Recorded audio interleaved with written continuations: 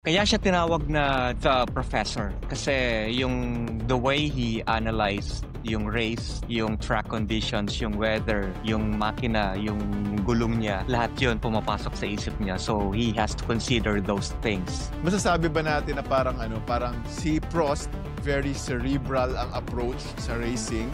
Tapos si Senna, instinctive yung approach ni Senna sa racing. Instincts and hyper-aggression. Yes, correct. That is the word that I was looking for, yung cerebral, yung approach ni Alain Prost. Unlike Senna na laging flat out na very aggressive, ito namang si Prost, nakafocus siya sa tire conservation, sa kanyang race pace. Hindi siya yung all-out every lap. Calculated ang approach ni Prost. Kasi kahit yung sa itsura niya sa mga photos, makikita mo para siyang medyo meek, parang hindi masyadong maangas, hindi naka-puff yung chest, parang hindi alpha, parang geek driver ang dating. Kaya nga sinasabi ng iba na si Prost daw noon para siyang isang tactician tsaka strategist when he race. Ano bang mga notable stats ni Prost? Nagpapanalo ba yan? Yes, in fact, he has 4 titles sa Drivers' Championship. So magaling talaga! Magaling talaga. And I think he has 3 sa McLaren. Meron siyang isa sa Williams noong 1993. Diyos ko!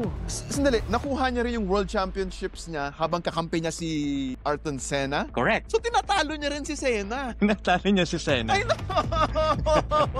Hindi siya kasing sikat nila Senna, Schumacher, ano? Pero 4 na World Championships beside, the Ayrton Senna. Yes. You have to think it in a way na si Prost, tulad nga ng sinabi mo, isa siyang tactician, isa siyang race strategist.